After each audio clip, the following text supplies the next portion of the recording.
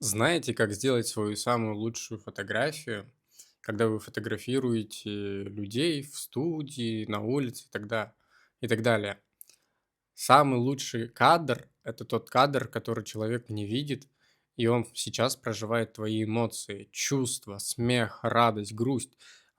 Задача фотографа — общаться с человеком, раскрывать его внутренние способности, подумать о нем, спросить что-нибудь.